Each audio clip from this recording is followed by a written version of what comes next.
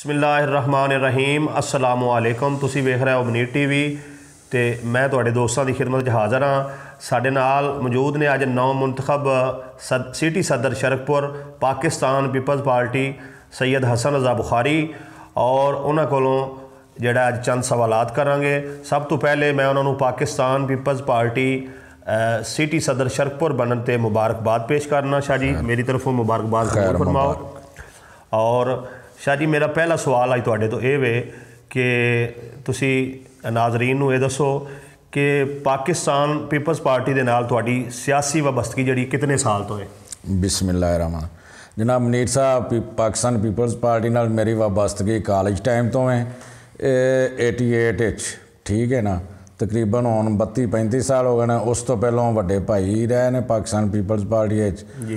बाकी उन्होंने वेख के मैनू ये शौक पैदा होया कॉलेज दे विच 88 जदों दोबारा अपना तनजीम बहाल हुई है PSF पाकिस्तान पीपल्स पार्टी की जिहड़ी तनजीम है कॉलेज मैं स्टैंड की जी जी ठीक हो गया। तो शाह जी नाजरीन नूं ये दसो कि पाकिस्तान पीपल्स पार्टी दे तुसी किहड़े रहनुमा दे नाल मुलाकात की और किन्ना किन्ना दे जलसियां तुसी अपनी जिंदगी शिरकत कर सके? जनाब मैं अपने जिहड़े पाकिस्तान पीपल्स पार्टी के रहनुमा ने जिसले तकरीबन मेरी उम्र 5-6 साल सी जनाब जुल्फकार अली भुट्टो साहब नूं शरकपुर में देखा ठीक है। उस तो बाद मीनारे पाकिस्तान मोहतरमा बेनज़ीर भुट्टो शहीद का जलसा सी उत्थे भी मैं शिरकत की और चौधरी एतजाज़ हसन कमर जमान कायरा राजा परवेज़ अशरफ मैडम समीना खालिद गुरकी इन्हां सब नाल मुलाकात कर चुके हैं जी। ठीक हो गया। शाह जी ये दसो कि इलाके दे अंदर चूँकि एक तारीख है पाकिस्तान पीपल्स पार्टी की तहसील शरकपुर के इलाके दे अंदर बिलखसूस सिटी शरकपुर चूँकि तुसी हुण सिटी के नुमाइंदे हो तो यकीनन तुहानू पाकिस्तान पीपल्स पार्टी दीयां की खिदमात ने शहर और इलाके वास्ते वो तुहानू इलम होवेगा। तो साडे नाज़रीन नूं ज़रा दसो कि पाकिस्तान पीपल्स पार्टी ने शरकपुर शरीफ वास्ते किहड़े तरक्याती काम कीते? Sir Pakistan Peoples Party Sharaqpur के हवाले नाल जदों भी नाम लिया जाता सब तो पहले 18वां मील बन सैलाब बहुत आंदा सी ये भुट्टो साहब के दौर बनया जी। उस तो बाद नवीं भैनी पाकिस्तान पीपल्स पार्टी के दौर वसिया ठीक है। उस तो बाद telephone exchange Pakistan Peoples Party के दौरे बनी जी। और इस तरह और काफ़ी चीज़ां ने तुसी खुद सर्च कर सकते या तुहाडे नॉलेज च होणियां ने जी। ये जिहड़ा डिग्री कॉलेज डिग्री कॉलेज भी बिल्कुल पीपल्स पार्टी के दौरे बुनियाद रखी जी। ठीक हो गया। अच्छा शाह जी ये तुसी चूँकि पाकिस्तान पीपल्स पार्टी के गुज़श्ता जिहड़ा वो 3 दहाइयां तो ज़्यादा वक्त हो गया है तुसी कारकुन हो तो सियासत के अंदर क्योंकि सियासत का मंशूर जिहड़ा वो हमेशा अवामी खिदमत होंदा है तो तुसी अपने कुछ ऐसे काम जिहड़ा वो आवाम दे नाल शेयर करो कि जिन्हां नाल अंदाज़ा हो जाए कि तुसी अपनी ज़िंदगी के अंदर हमेशा मखलूक खुदा की खिदमत की है जी। पीपल्स पार्टी की तरफों जदों भी गरीबां लई कोई इमदाद आई है 88 के सैलाब दे विच मेरे को काफ़ी यानी कि पुराने जिहड़े माल राशन या कपड़े वगैरह आए उत्थे हाई स्कूल की दीवार के नाल रखे और जिहड़े मुतासरीन सी अपनी मर्जी नाल अपनी चीज़ां लैके जाते रहे ठीक है जो उन्हां दी ज़रूरत सी। उस तो बाद बेनज़ीर इनकम स्कीम के प्रोग्राम आए मैं तकरीबन हर जगह ते ना सर्वे करके जेड़े कोई बेवा यतीम बच्चियां बच्चे उन्हां तक मैं रसाई हासिल की और उन्होंने फार्म पुर करके मैं कहा कल्ले माशाअल्लाह उन्होंने अज भी वो बेनज़ीर इनकम स्कीम प्रोग्राम के पैसे मिल रहे हैं।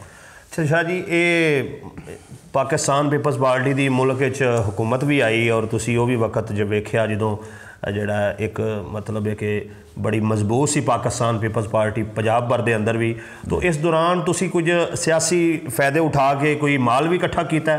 नहीं सर जिहड़ा तो कोई जियाला अपना कोई सियासी या ज़ाती मकसद हल करन लई अगे आंदा है वो अपनी यानी कि सियासी साख गवा देंदा है। अलहमदुलिल्लाह मेरे ते कोई 1 रुपया दी कोई करप्शन साबित नहीं कर सकता। मैं हमेशा आवाम दी और गरीब मजदूर दी मैं जदों भी कोई राशन फंड आया मैं उन्हां तक पहुँचाने की कोशिश की जी। अच्छा शाह जी, ये दसो तुहानू चूँकि हुण सिटी सदर जिहड़ा है वो मुंतखब किया गया है पाकिस्तान पीपल्स पार्टी की तरफों, तो तुसी साडे नाज़रीन नूं ये दसो कि ये तुसी कोई दरखास्त वगैरह दी सी या जिहड़ी ज़िली मतलब कि रहनुमा ने पाकिस्तान पीपल्स पार्टी दे उन्होंने खुद तुहानू जिहड़ा मुंतखब किया है? सर ज़िला शेखपुरे दी पाकिस्तान पीपल्स पार्टी सारी ਉਹਦੇ ਦੌਰਾਨ ਜਿਹੜੇ ਮੇਰੇ ਨਾਲ ਫੇਸਬੁੱਕ ਤੇ ਐਡ ਸਨ ਔਰ ਉਹ ਕਾਫੀ ਅਰਸੇ ਤੋਂ ਮੇਰੇ ਨਾਲ ਪੋਸਟਾਂ ਦੇਖ ਰਿਹਾ ਸਨ ਜੀ। ਉਹ ਜ਼ਿਲ੍ਹੀ ਸਦਰ ਜਨਾਬ ਜਵੇਦ ਅਕਬਰ ਡੋਗਰ ਸਾਹਿਬ ਨੇ ਮੈਨੂੰ ਕਾਲ ਕੀਤੀ, ਮੈਂ ਉੱਥੇ ਗਿਆ, ਉਹਨਾਂ ਕਿਹਾ ਜੀ ਤੁਹਾਡੀ ਕਾਰਗਰਦਗੀ ਵੇਖਦੇ ਆ ਨਾ, ਅਸੀਂ ਤੁਹਾਨੂੰ ਸਦਰ ਮੁੰਤਖਬ ਕਰਨੇ ਆ ਜੀ, ਤੇ ਤੁਸੀਂ ਉੱਥੇ ਮਿਹਨਤ ਕਰੋ ਔਰ ਵੀ ਨਾਲ ਦੋਸਤਾਂ ਨੂੰ ਮਿਲੋ, ਫਿਰ ਇਨਸ਼ਾਅੱਲਾ ਤਾਲਾ ਤੁਹਾਡੇ ਸਾਰਿਆਂ ਦੇ ਨਾਲ नोटिफिकेशन वगैरह सब कुछ कंप्लीट हो जाएगा जी। अच्छा शाह जी, तुसी ये दसो कि सिटी शरकपुर के हवाले दे नाल जिहड़ा अपना तुहाडा की अगे सियासी प्रोग्राम है, किन्ना मामलात ते तुसी काम करन दा इरादा रखते हो? सर मेरी ख्वाहिश ये वे मेरा यानी कि ਜਿਹੜਾ ਹਲਕਾ ਆਉਂਦਾ ਖਾਸਕਰ ਤਹਿਸੀਲ ਸ਼ਰਕਪੁਰ ਸਿਟੀ ਸ਼ਰਕਪੁਰ, ਵੈਸੇ ਤਾਂ ਸਾਰਾ ਪਾਕਿਸਤਾਨ ਹੀ ਆਪਣਾ, ਹਲਕਾ ਵੀ ਆਪਣਾ ਜੀ, ਲੇਕਿਨ ਮੈਂ ਚਾਹੁੰਦਾ ਵਾ ਸਿਹਤ ਦੀ ਯਾਨੀ ਕਿ ਸਹੂਲਤ ਮਿਲੇ ਔਰ ਸਭ ਨੂੰ ਸਾਫ਼ ਪਾਣੀ ਮਿਨਰਲ ਵਾਟਰ ਪੀਣ ਨੂੰ ਮਿਲੇ ਜੀ। ਯਾਨੀ ਕਿ ਇਸ ਤੋਂ ਇਲਾਵਾ ਵੀ ਜਿਹੜੇ ਕੋਈ ਆਪਣਾ ਮਜ਼ਦੂਰ ਨੇ ਉਹਨਾਂ ਤੱਕ ਉਹਨਾਂ ਦਾ ਹੱਕ ਪਹੁੰਚੇ ਜੀ। ਅੱਛਾ ਸ਼ਾਹ ਜੀ, ਇਹ ਅੱਗੇ ਬਲदियाती ਇਲੈਕਸ਼ਨ ਜਿਹੜੇ ने वो आ रहे हैं, तो तहसील शरकपुर के अंदर क्या तुसी अपने उम्मीदवार जड़े ने वो खड़े करोगे? जी ज़रूर, पार्टी टिकट देगी जी ज़रूर इंशाल्लाह। सियासी पार्टी पाकिस्तान पीपल्स पार्टी मुल्क की सब तो वड्डी पार्टी है, इंशाल्लाह ताला साडे कैंडीडेट इत्थे तुहानू नज़र आउणगे और असी हर वार्ड हर यूनियन कौंसल असी अपने उम्मीदवार खड़े करांगे जी। ठीक हो, ये सन सैयद हसन रज़ा बुखारी जिन्हों ने अपना कीमती टाइम सानू दिता और अपने ख्यालात का इजहार किया।